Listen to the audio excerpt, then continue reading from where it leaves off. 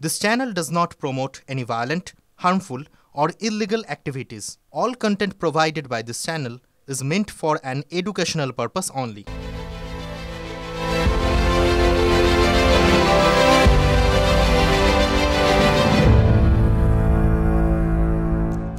আমি আত্রি এই মুহূর্তে আপনাদের সঙ্গে আছি 10টা ব্রেকিং নিউজ আপনাদের জন্য আমরা এনেছি। প্রথম যে ব্রেকিং সেটা আপনাদের দেখাবো, সেটা দিল্লি বিস্ফোরণ কাণ্ডের সঙ্গে যুক্ত এনআইএর জালে উমর নবীর মূল সহযোগীর নাম আমির রশিদ আলী।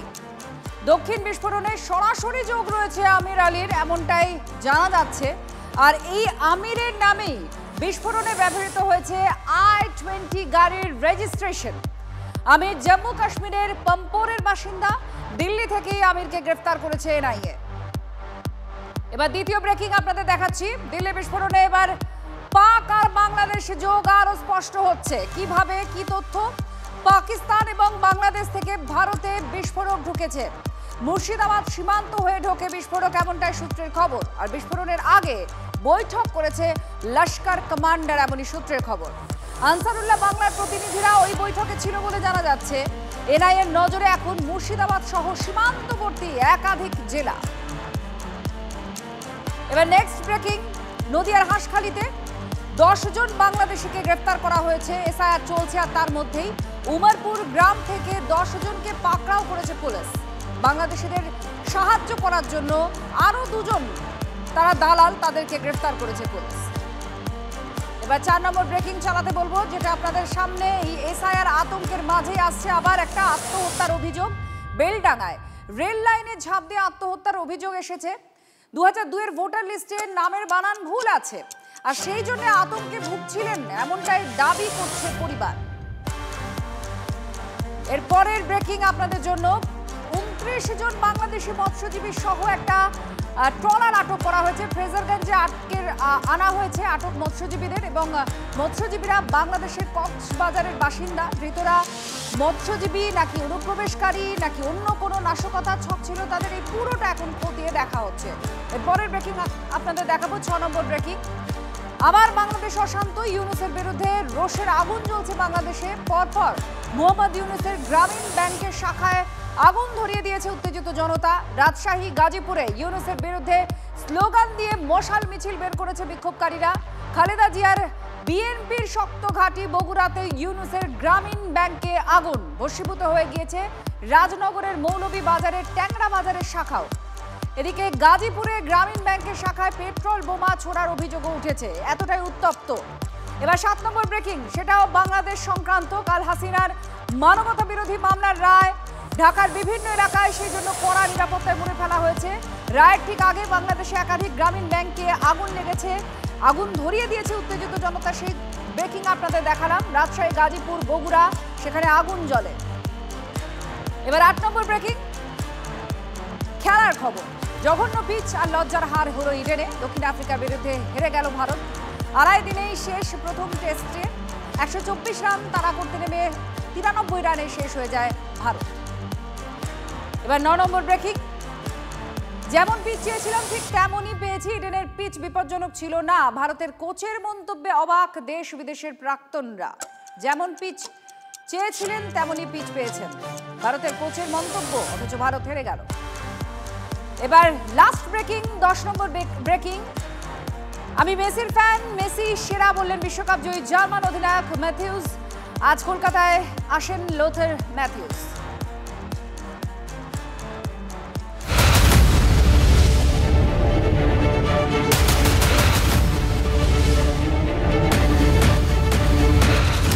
এই কমিশনে সরকার সত্যিকারের কি নিয়োগটা চায়? সত্যিকারের কি সবাই ভালো চায়? পরীক্ষা ব্যবস্থার প্রতি তো লোকের বিশ্বাসটা চলে যাবে। চাকরি চোর পার্থ বেল পেয়ে গেছে, তাহলে মুখ্যমন্ত্রীকে দায়ী নিতে হবে, তাহলে চাকরি চুরি হয়নি। তৃণমূল কংগ্রেসের যে নেতারা পকেটে টাকা ভরেছেন, দায়িত্ব তাদের নিতে হবে। আমরা যারা ফ্রেশার হিসেবে পরীক্ষা দিয়েছি, আমরা কোনো সুযোগ সুবিধা পেলাম না, আমরা কোনো বিচার পেলাম না। সরকার সবসময় এই যেটা কায়দাবাজি করছে, ইহা কামাল উহা করছে, এটা কেন? যত অগোছালো থাকবে তত লুটের সুবিধা হবে। শিক্ষিত বেকার যুবক যুবতীদের সঙ্গে যে প্রতারণাটা এসএসসি করেছে এই ক্ষমার অযোগ্য অপরাধ হয়েছে। এ যেন খুঁড়োর কল, সামনে গাজর ঝোলানো, অথচ যার সামনে ঝোলানো তাঁরই নাগালে সেটা নেই। চণ্ডীদাসের খুঁড়ো যে অতুল কীর্তি রেখে গিয়েছেন, সেই খুঁড়োর কলে পড়েছেন এসএসসির ফ্রেশার পরীক্ষার্থীরা। লিখিত পরীক্ষায় ফুল মার্কস 60-এ 60 পেয়েছেন তারা। লিখিততে 100% নম্বর পাওয়ার পর একজন পরীক্ষার্থী হিসেবে তার আর কি করণীয় থাকতে পারে? তারপরেও এসএসসির একাদশ দ্বাদশে তার চাকরি হলো না, তিনি ইন্টারভিউতে ডাক পেলেন না। কেন, কোথায় আটকালো শুনুন।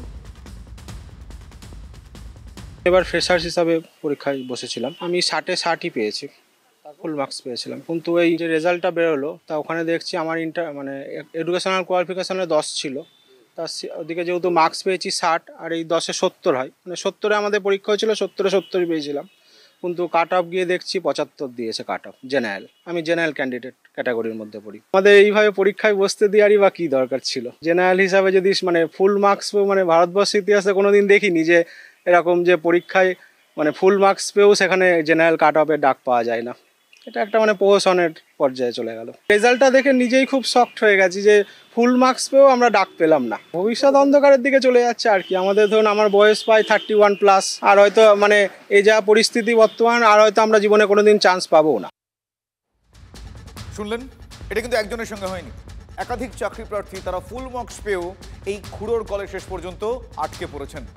ইংরেজি থেকে বাংলা, ইতিহাস থেকে অঙ্ক, অভিজ্ঞতার নম্বরে ভর দিয়ে কম নম্বর পেয়েও বাজিমাত করেছেন ইন সার্ভিস শিক্ষকরা। তবে ফ্রেশাররা যে ডাক পাননি এমনটা নয়, পেয়েওছেন অনেকে। এসএসসি সূত্রেই জানা গিয়েছে যে 20,000-এর সামান্য বেশি প্রার্থী ডাক পেয়েছেন, তার মধ্যে 50% ফ্রেশার। তাহলে সমস্যাটা কাট অফে। কাট অফ যেখানে 70-এর বেশি, সেখানেই থমকে গিয়েছেন নতুনরা। ইংরেজিতে কাট অফ 77, বাংলায় কাট অফ 73, অঙ্কে 71, ইতিহাসে 75। ফলে বুঝতেই পারছেন, লিখিত 60-এর পর শিক্ষাগত যোগ্যতায় 10 নম্বর যোগ করলে হয় 70। শিক্ষকতার অভিজ্ঞতার 10 নম্বরই ফ্রেশারদের চাকরির দৌড়ে পিছিয়ে দিয়েছে। একজন ক্যান্ডিডেট, ফ্রেশার্স ক্যান্ডিডেট, তিনি রিটেন এক্সামিনেশনে 60-এ 60, একাডেমিক কোয়ালিফিকেশনে 10-এ 10, অর্থাৎ 70-র মধ্যে 70 পেয়েছে, যেটাই সর্বোচ্চ নাম্বার। অর্থাৎ সর্বোচ্চ নাম্বার পেয়েও, 100% নাম্বার পেয়েও একজন ফ্রেশার্স তিনি ডাক পেলেন না। অপরদিকে একজন ক্যান্ডিডেট, তিনি হয়তো কোনো একটা জায়গা থেকে অভিজ্ঞতা পেয়েছেন, অভিজ্ঞতার নাম্বার পাওয়ার জন্য তিনি কিন্তু ডাক পেয়ে যাচ্ছেন। এটা আসলে অসাম্য ক্রিয়েট করছে। এখন বলতে পারেন যে এক্সপিরিয়েন্সের নাম্বার কি দেওয়া হয় না? নিশ্চিতভাবেই দেওয়া হয়। সাধারণভাবে সেটা প্রমোশনাল পোস্টে দেওয়া হয়, এন্ট্রি লেভেলে। সেটা সাধারণভাবে দেওয়া উচিত নয়। তাহলে কি হয়? তাহলে অসাম্য তৈরি করে। ফলে ফ্রেশাররা তো বলবেনই এটা আসলে প্রহসন, যোগ্যতার যথাযথ মূল্যায়ন হলো না। চাকরির পরীক্ষায় এই কোট আনকোট অসাম্য কেন থাকবে, এ প্রশ্ন তো উঠবেই। যদিও অভিজ্ঞতার 10 নম্বর নিয়ে আগেই প্রশ্ন উঠেছিল, কিন্তু কোর্টে সেই আপত্তি টেকেনি। এসএসসির এই অসাম্যেই এখন সুর চড়েছে বিরোধী রাজনীতির। শুভেন্দু থেকে সুজন কি বলছেন শুনুন আপনারা। কার্যত সুযোগ পাননি। 70 নম্বরের পরীক্ষায় আপনার একটা সাবজেক্টে 60-এ 60 পেয়েও ইন্টারভিউতে ডাক পাননি। দায়িত্ব তো রাজ্যের সরকারকে নিতে হবে। দায়িত্ব নিতে হবে পার্থ চ্যাটার্জিদের মতন তৃণমূল কংগ্রেসের যে নেতারা পকেটে টাকা ভরেছেন, দায়িত্ব তাদের নিতে হবে। শিক্ষিত বেকার যুবক যুবতীদের সঙ্গে যে প্রতারণাটা মমতা বন্দ্যোপাধ্যায় করেছেন, তার নেতৃত্বাধীন, তার পরিচালিত, তার অঙ্গুলি নির্দেশে এসএসসি করেছে, এই ক্ষমার অযোগ্য অপরাধ হয়েছে। কখনোই যোগ্যতাকে ভিত্তি করতে সরকার যে রাজি হচ্ছে না, এটা কেন?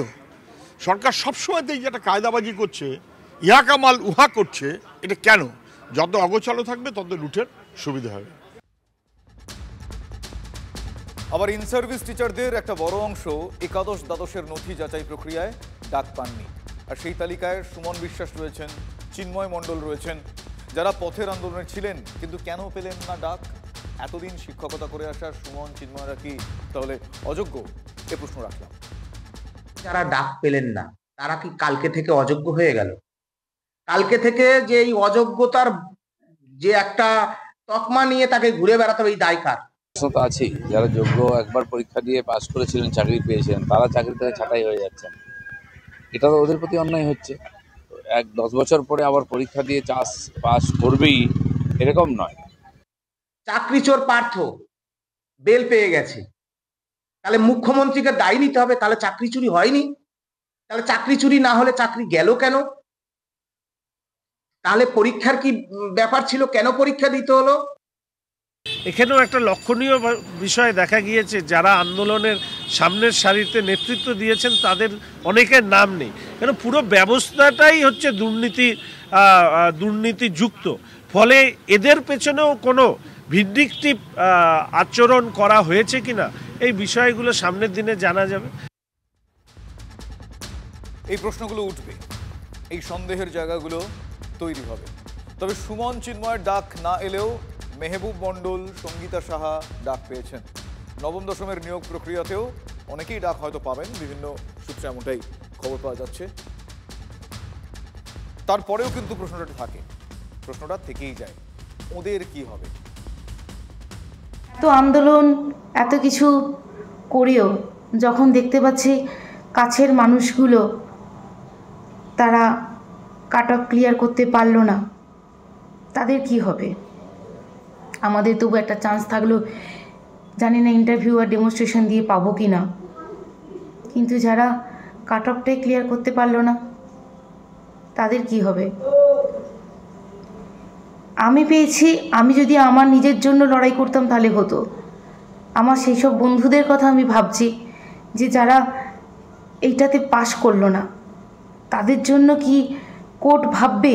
একটাই শুধু বক্তব্য আমাদের, যে একজন ডাক পেলো কল ফর ভেরিফিকেশনে, একজন পেলো না, একজন নেতৃত্ব পেলো কি একজন সহযোদ্ধা পেলো না, ব্যাপারটা এর উপর দাঁড়িয়ে আমরা মূল্যায়নটা করতেই চাইছি না।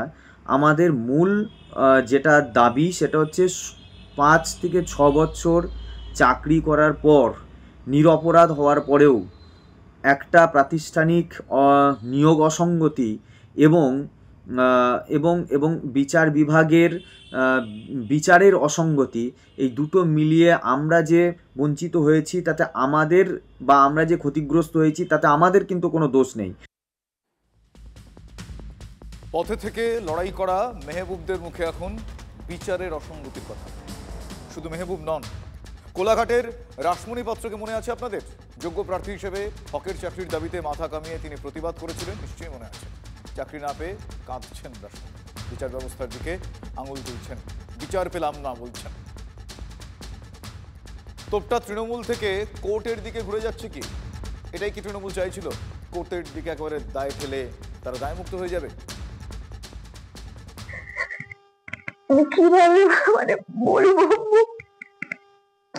অনেকটা আশায় ছিলাম, কিন্তু ভয় ছিল, যে হতাশা ছিল যে এই কমিশনে সরকার সত্যিকারের কি নিয়োগটা চায়, সত্যিকারের কি সবাই ভালো চায়,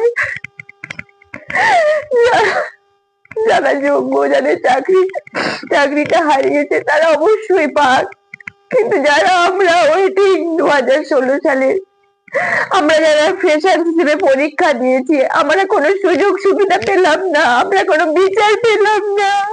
এই যে কাট অফ মার্কসের কথা বলা হচ্ছে, এটা তো স্বাভাবিক, এটা তো সুপ্রিম কোর্টের নির্দেশ অনুযায়ী, যে যারা আনটেন্টেড ছিল, যারা এত বছর চাকরি করেছে বিনা দোষে, যাদের চাকরি চলে গেছে, তাদের 10 নম্বর এক্সট্রা দেওয়া হবে এক্সপিরিয়েন্সের জন্য। তাতে কাদের গাত্রদাহ হচ্ছে? তাতে গাত্রদাহ হচ্ছে ওই ফিরদৌস শামীম, তাতে গাত্রদাহ হচ্ছে বিকাশ রঞ্জন ভট্টাচার্যের গ্যাংয়ের, যারা চায় না এই রাজ্যের যুবকরা চাকরিটা পাক। ইন্টারভিউ লিস্টে যোগ্য ফ্রেশারদের নাম না থাকায় সুপ্রিম কোর্টকেই দেখাচ্ছে তৃণমূল কংগ্রেস। সুপ্রিম নির্দেশেই কাট অফ মার্কস, কিন্তু কার নির্দেশে দাগি শিক্ষকের নাম ঢুকে পড়েছে ইন্টারভিউ লিস্টে? আবারও মুড়ি মিছরি এক হয়ে যাচ্ছে না তো? আবারও চাকরি চুরির একটা চেষ্টা চুপিসারে হচ্ছে না তো? রায়গঞ্জের বাসিন্দা যার নাম নীতিশ রঞ্জন বর্মন, অযোগ্য শিক্ষকদের তালিকায় তার নাম রয়েছে, তার স্ত্রীও স্বীকার করে নিয়েছেন সেটা। এর মধ্যে স্যার ওনার চাকরি চলে যায়, হ্যাঁ, উনি টেন্টেড ক্যান্ডিডেট ছিলেন 2016 সালের এসএসসিতে।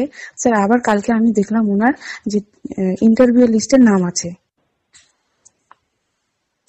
তারপর স্যার আমি এটাই অবাক হয়ে যাচ্ছি, স্যার উনি টেন্টেড ক্যান্ডিডেট ছিলেন 2016 সালে, ওনার ওএমআর জালিয়াতি ছিল। ওনার যতগুলো আজ অব্দি যতগুলো টেন্টেড লিস্ট দেওয়া হয়েছে পর্ষদ থেকে সবগুলাতে ওনার নাম ছিল। স্যার তা সত্ত্বেও উনি কি করে পরীক্ষাতে বসলেন আর কি করে স্যার ওনার ইন্টারভিউ নাম আসে? আমি স্যার অবাক হয়ে যাচ্ছি স্যার। অযোগ্য হয়ে কিভাবে পরীক্ষায় বসলেন, আবারও ইন্টারভিউয়ের ভেরিফিকেশনও তিনি ডাক পেয়ে গেলেন, এই প্রশ্নগুলো উঠছে, ব্যাপকভাবে উঠছে। তথ্য প্রমাণ সামনে এনে প্রশ্ন তুলেছেন আইনজীবী তরুণ জ্যোতি তিওয়ারি, সরব আরও একজন আইনজীবী ফিরদৌস শামীম। কি বলছেন তারা শুনুন। একজন ভদ্রমহিলা তিনি অত্যন্ত কাঁপা কাঁপা গলায় ফোন করলেন এবং ফোন করে তিনি যা তথ্য দিলেন সে সাংঘাতিক। জিজ্ঞাসা করলাম, আপনি স্ত্রী হয়ে আমাকে এই তথ্য দিচ্ছেন কেন? বললো, দেখুন আমাদের সেপারেশনের মামলা চলছে এবং যেহেতু টেন্টেড ক্যান্ডিডেট তাই ওই মেনটেনেন্সের টাকা দিচ্ছে না, বলছে যে বেসিক্যালি তার সার্ভিস টার্মিনেট হয়ে গেছে এবং তার সঙ্গে যে মামলার নথি সেটাও পাঠিয়েছে। এই যা সেই সময় যা অভিযোগ হয়েছে মামলার নথি সেগুলো পাঠিয়েছে। ডিবি অ্যাক্টে মামলা হয়েছে, এফআইআর হয়েছে, সব বিভিন্ন নথি তার সঙ্গে মামলার নথি। আর একদিকে টেন্টেড ক্যান্ডিডেট সার্ভিস টার্মিনেট হয়ে যাওয়ার জন্য তার স্ত্রীকে মেনটেনেন্স দিতে পারছে না, মেনটেনেন্স দেবে না, আর ইন্টারভিউ লিস্টে নাম উঠে যাচ্ছে। অদ্ভুত। মমতা বন্দ্যোপাধ্যায়ের পশ্চিমবঙ্গ, তৃণমূল কংগ্রেস শাসিত পশ্চিমবঙ্গ, এটাই স্বাভাবিক। এই নীতিশ রঞ্জন বাবুর বাবা কি বলছেন এবার সেটা শোনাবো। তালিকায় তো ওনার নাম ছিল, এখন আবার এই তালিকায় ওনার নাম আছে, কিভাবে নামটা এলো? তো সুপ্রিম কোর্টের নির্দেশ, এটা ওরা, আমার ছেলে তো হ্যান্ডিক্যাপ, তো সেই অনুসারে হ্যান্ডিক্যাপকে ছাড় দেওয়া হয়েছে। সেই নির্দেশ অনুসারে আমার ছেলে পুনরায় অ্যাপ্লাই করলো পরীক্ষার জন্য, পরীক্ষা দিল, পরীক্ষা ভালো রেজাল্ট করেছে এবং ভাইভাই ডাক পেয়েছে। উনি কারোর সাথে যোগাযোগ করেছে কোনো কি ব্যাপার নিয়ে গো? এই নতুন ভাবে চাকরিতে জয়েন করার? না না না না, ওগুলা আগেও ছিল না, আমাদের এখনো নেই। সুপ্রিম কোর্টের স্পষ্ট নির্দেশ ছিল একজন দাগিও যেন পরীক্ষায় বসার সুযোগ না পায়। নীতিশ রঞ্জন তাহলে সেই সুযোগ কি করে পেলেন? এসএসসির চরম গাফিলতির সুযোগ নিয়েছেন কি নীতিশ, সে প্রশ্ন রাখলাম। নাকি জেনে বুঝেই নতুন করে জট পাকাতেই এই নীতিশদেরও এক্ষেত্রে ঢুকিয়ে দেওয়া হয়েছে? দুর্নীতির ছোঁয়াচ কি এসএসসি একেবারেই এড়াতে পারছে না? এই প্রশ্নগুলো রাখছি। বিষয়টি সুপ্রিম কোর্টে গেলে নিশ্চিতভাবেই জবাবদিহি করতে হবে এসএসসিকে। সব থেকে বড় কথা, আবারও প্যানেলটাই বাতিল হয়ে যেতে পারে। তৃণমূল কি সেটা চাইছে? হ্যাঁ, ঘেটে ঘন্ট করে দেওয়া যাকে বলে, সেইটা করতে চাইছে কি?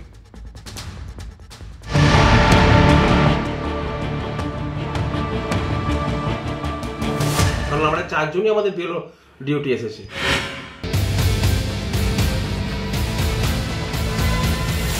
করতে গেলে খালি স্কুলে আসা যাবে না। মাস্টার নাই তো কি করবে, কোনো করার নাই।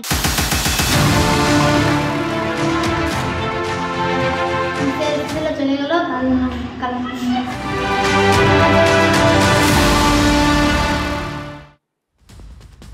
আসুন এবার কয়েকটা স্কুলের দিকে তাকাই।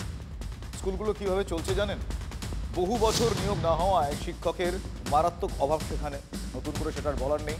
তার মধ্যে আবার শিক্ষকদের ডিসিপ্লিন বলে কিচ্ছু নেই।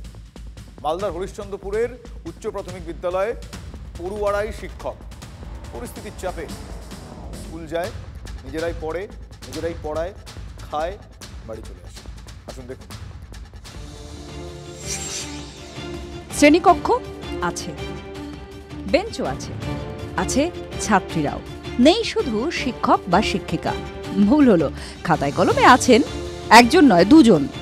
একজন স্থায়ী শিক্ষিকা, অন্যজন অস্থায়ী আমন্ত্রিত শিক্ষক। কিন্তু তারা ডুমুরের ফুল, ইচ্ছে মতো আসেন আর চলেও যান। অগত্যা পড়ুয়াই শিক্ষক। তুই কোন ক্লাসে পড়িস? 6-এ পড়িস? সবাইকে কি পড়াচ্ছ এখন তোমরা? বলছে কেন, কি মানে কেন পড়াচ্ছ তুমি? স্যার এসেছিল, চলে গেল। শুধু স্যার এসেছিল, একজনই এসেছিল, ম্যাডাম আসেনি? তো সেই জন্য তুমি ক্লাস নিচ্ছ এখন সবারই? এখন 6-এ পড়ে পাখি। স্কুলে টিচার না এলে এই পাখিদেরই প্রক্সি দিতে হয়। ব্ল্যাকবোর্ডের সামনে দাঁড়িয়ে সহপাঠীদের ক্লাস নেয়। নিজেদের শিক্ষায় তো শেষ হয়নি, অন্যকে কি শেখাবে, কে ভাববে, কে দেখবে? বলার কেউ নেই বলে অনিয়মটায় নিয়ম হয়ে গেছে মালদা স্কুলে। বুড়ি ছোঁয়ার মতো করে ইচ্ছে হলে স্কুলে স্কুলে ঘুরে যান। পড়ুয়াদের ভবিষ্যৎ নিয়ে তাদের মাথা ব্যথা নেই। এরকম কি ডেলি এরকম করছে? মাস্টার আসছে আর বাড়ি চলে যাচ্ছে? তো এখানে কটা মাস্টার আছে? একটা, আর একটা মেম আসে 12টায়, ফের চলে যায়। বলছে আজকে ম্যাডাম এসেছিল না। বলছি সপ্তাহে কদিন ম্যাডাম আসছে? 3 দিন। আর বাকি দিন আসছে না? না। ও নিজের ইচ্ছা মতো ম্যাডাম আসছে? মানে সরকারের নিয়ম অনুযায়ী আসছে না? না, স্যার এসেছিল। আর কতক্ষণ ছিল এখানে? 12টা পর্যন্ত। তো এখন তো 1টা বাজে, মাস্টার আছে না চলে গেছে? চলে গেছে। কি বলে চলে গেছে মাস্টার? বলেছে তোমরা খেয়ে দিয়ে চলে যাবা। তোরা কখন বাড়ি যাবে? খাই দিয়ে চলে যাবো। এভাবেই চলছে হরিশ্চন্দ্রপুর 1 নম্বর ব্লকের বনসরিয়া উচ্চ প্রাথমিক বালিকা বিদ্যালয়। 2010-এ পথ চলা শুরু। মাত্র 15 বছরে সাবালক হওয়ার আগেই সেই স্কুল ঢুকছে। 5ম থেকে 8ম শ্রেণী পর্যন্ত এখনো 22 জন ছাত্রী রয়েছে। উপায় নেই বলে তারা এখনো আসছে, নিজেরা পড়ছে, মিড ডে মিল খাচ্ছে, বাড়ি ফিরে যাচ্ছে। মিড ডে মিলে সবজি রান্না হচ্ছে? কোনদিন হচ্ছে, কোনদিন হচ্ছে না। ও কোনোদিন না খেয়ে বাড়ি চলে যাচ্ছে না? হ্যাঁ, কোনদিন 12টায় রান্না করছে আসছে। ডিমও সব দিন দিচ্ছে না। ও সব দিন ডিমও পাচ্ছে না? না, তরকারিও ভালো দিচ্ছে না। অল্প অল্প চাল, তেল, এইটুকু তেল দিবে, ওইটি তেলে বলবে 2 দিন রান্না করব। বাচ্চারা কি পেট ভরে খেতে পারছে? হ্যাঁ, খেলাচ্ছি পেট ভরে। আমরা খাওয়াচ্ছি, যেভাবে থাকছে আমরা ওভাবেই খাওয়াচ্ছি। এই নাকি স্কুল। বাংলায় কত স্ত্রী আছে, কন্যাশ্রী আছে, রূপশ্রী আছে, সবুজ সাথীও দিয়ে দিয়েছেন মুখ্যমন্ত্রী। শুধু খেয়াল রাখেননি স্কুলের শিক্ষকরা নিয়মিত আসেন কিনা। কোন স্ত্রীতেই কি স্কুল ছুট ঠেকানো যাবে? এভাবে যে একটা স্কুল চলে হরিশ্চন্দ্রপুর চক্রের বিদ্যালয় পরিদর্শক শর্মিলা ঘোষ সেটা জানেনই না। খোঁজ নিয়ে দেখবেন। আর স্কুলের ম্যাডাম মানে প্রধান শিক্ষিকা তনুশ্রী বিশ্বাস, স্কুলের কাজ সামলাতে তিনি এতটাই ব্যস্ত ক্লাস নিতেই পারেন না। আমন্ত্রিত শিক্ষককে দায়িত্ব দিয়েছেন, আমাদের ক্যামেরার সামনে মুখোমুখিও হননি। স্কুলের টাইমলে স্কুলে আসে না, টাইম হলে 11টা বাজবে, তারপরে স্কুল আসবে। 11টার সময় আসছে না, আসছে 11:30, 12:30 সময় স্কুল আসছে। টাইমলে কোনোদিন আসছে না স্কুল। কিন্তু কোনোদিন তো বলছে নাকি কোনো মাস্টার শিক্ষক ম্যাডামই আসছে না? ম্যাডাম কোনোদিন আসছে, কোনোদিন আসছে না। তো ছাত্রীরা আসে চলে যাচ্ছে এভাবেই? আসছে চলে যাচ্ছে, মাস্টার নাই তো কী করবে দেবে, কোনো করার নাই। এর আগে মোটামুটি 3-4বার বলা গেছে, কিন্তু কোনো করছে না, কোনো কাম দিচ্ছে না।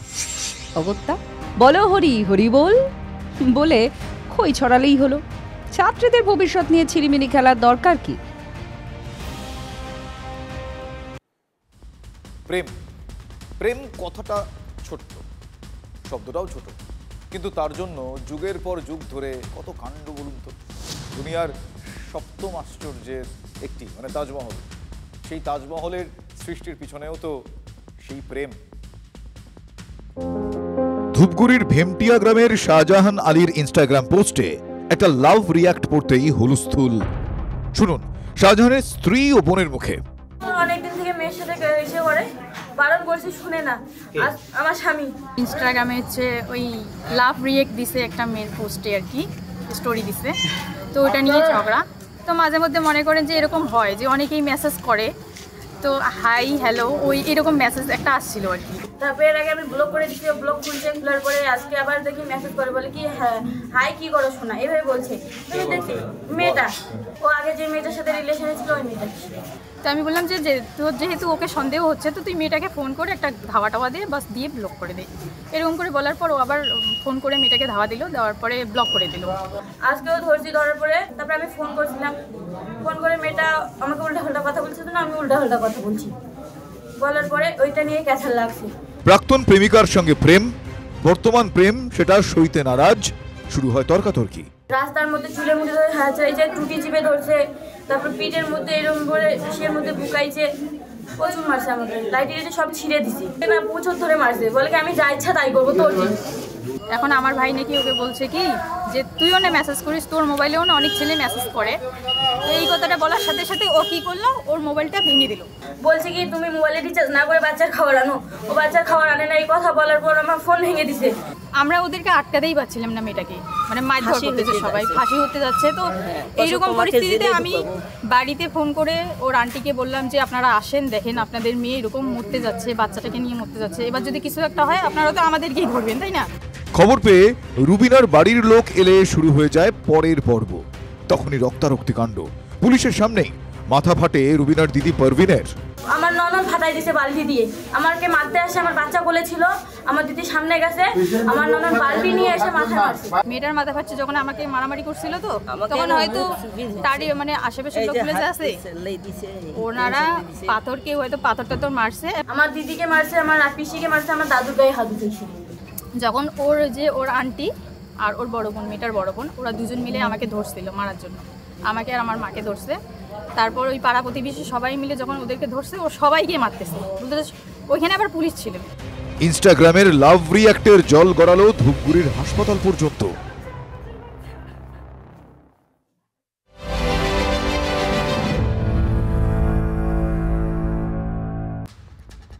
মহিষবাথানে অভিজাত আবাসনে ব্যক্তির রহস্য মৃত্যু। বহুতল আবাসনের 8 তলা থেকে পড়ে এক ব্যক্তির মৃত্যু। পরিবার সূত্রের খবর, দুপুর 1:30 নাগাদ নিজের ফ্ল্যাটেই বারান্দা পরিষ্কার করছিলেন।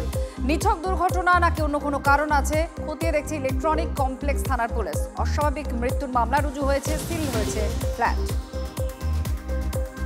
শিলিগুড়িতে জোড়া দেহ উদ্ধারে চাঞ্চল্য। থারোঘাটিতে উদ্ধার দম্পতি দেহ, মহিলার গলা কাটা দেহ উদ্ধার শিলিগুড়ির শাহু নদীতে। জঙ্গলে উদ্ধার হয়েছে আবার স্বামীর ঝুলন্ত দেহ। স্ত্রীকে খুন করে কি স্বামী আত্মঘাতী, তদন্তে পুলিশ।